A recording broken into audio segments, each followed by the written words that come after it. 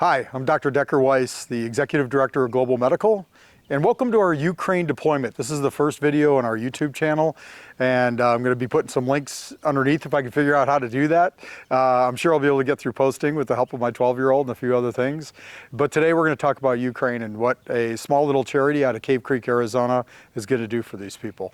Behind me you see a bunch of pallets.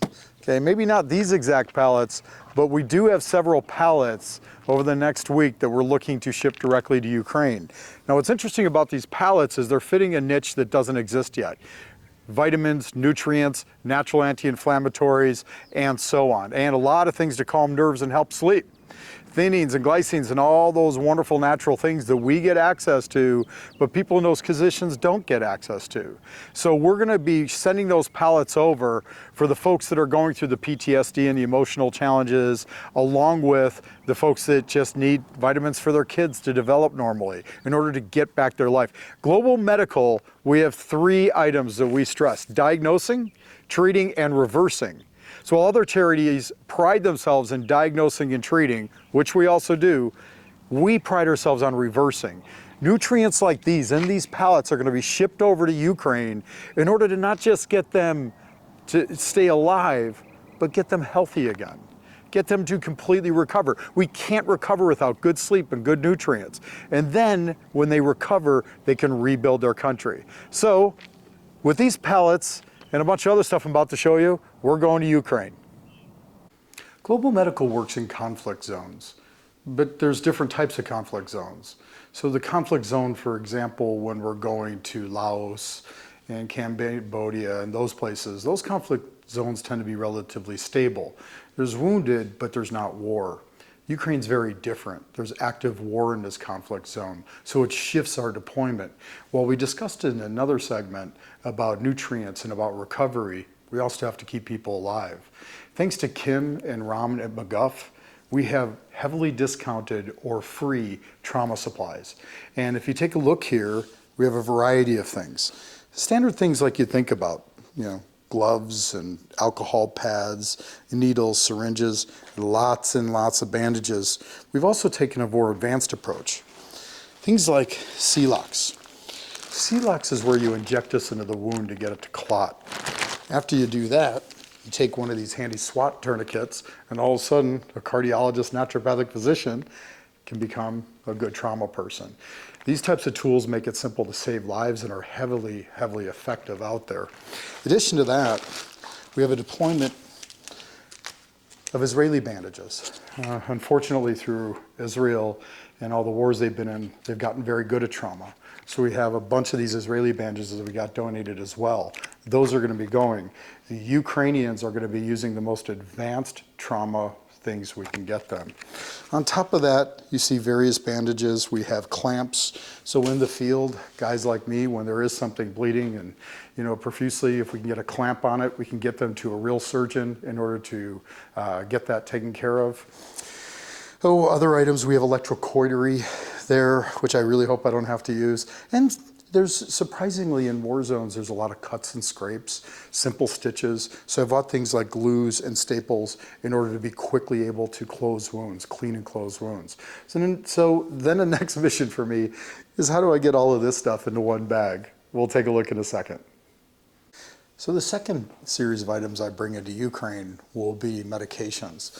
Again, I'd like to thank Kim and Ron over at McGuff for cutting and slashing to the bare bones, or even donating quite a bit of the things that you'll see here. So I'm just coming to show you, I have a lot of single-use packets. They're real easy in the field. You can hand them out. Burn creams, hydrocortisone creams, aspirins, ibuprofens, acetaminophen.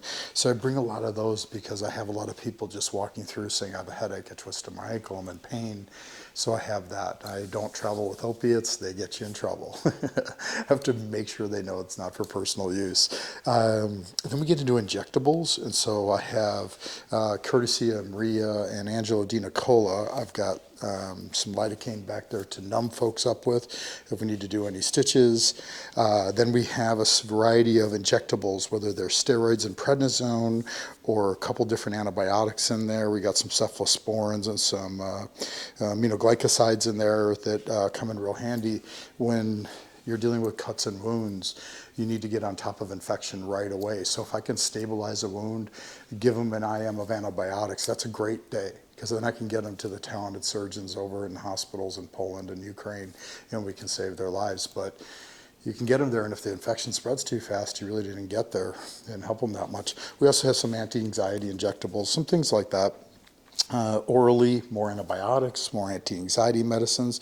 I have a lot of antiviral stuff, both in the natural realm and acyclovir. And people are maybe thinking, well, a lot of people may have herpes outbreaks because of stress. It's actually not. It's because when they're raped. It's quite often that herpes is acquired by women who are raped, and there's quite a bit of abuse going on right now with some of the Russian soldiers. Some of those women are getting out now, and we're able to treat them. So to be able to give someone who's just gone through that and now they're still paying a painful price, acyclovir and silvers and things, is a great feeling. So the rest of my injectables, we have kid stuffs, anti-fever things, ibuprofens and Tylenols. We have some suppositories for that. And then there's a lot of packets for things like poison oak and stuff like that, because as these folks are running out, they're running through woods and they're picking up poison oak and all sorts of stuff like that. So we're really quite prepared. We need to get all this into one bag. So we'll see how that goes. The last thing that's kind of unique for this deployment is it's the first time I've ever had deployed with potassium iodide. Potassium iodide protects my thyroid in case there is a nuclear explosion. So if there's a tactical nuke or a battlefield nuke that is gone, got my protection. I didn't think I'd ever have to bring something like this into the field, but things change, sometimes for the worse. We'll see if we can all get into the bag now. Well, I did it. All of those trauma supplies got in these 2 bags. What do you think, Obi? Is that pretty impressive? Huh? I didn't see you helping me at all. Yeah? I'm gonna miss you too, bud. So now on to our next phase of packing. Well, everything fit in this final bag here. Now we're ready for miscellaneous stuff, including nutritional supplements. Now, the team over at Pure Encapsulations, Douglas, Soroil, the Atrium Innovations team, have been a really top donor for me. When you see those pallets outside, all of that is coming in from Douglas and Pure Encapsulations and their family of companies. We're getting them over to Ukraine as we speak. But we do pack some stuff with us, from these companies. One of the things we're concerned about is COVID. So we're bringing lots of D3 and lots of zinc from Pure Encaps. Thanks, guys. We're also bringing, courtesy of Silverberry, we are bringing a lot of boo-boo spray and snuffy spray, which is the same thing with a vertical sprayer up the nose. Colloidal silver has really been looked at kind of unfairly. It's not a miracle substance, and it's not a terrible substance. When it's in low parts per million and small nanoparticles, it's really effective against viruses and things like that. But it's great in the field. I find a lot of special forces guys taught me about silver. So we're glad to have that on board. We have that as well in the big liquid bottles. So if COVID starts, we're going to be prepared for the start of that as well. Lots and lots of blankets. Lots and lots of blankets. These are cold weather area. They're coming over from the border dehydrated and cold. So lots and lots of blankets. And courtesy of Jigsaw Health, lots and lots of electrolytes. This is just one bag of them. We have like 10 of them. So Patrick and the team over at Jigsaw Health, thank you. And in these individual packets, it's perfect. When they come in, they're dehydrated.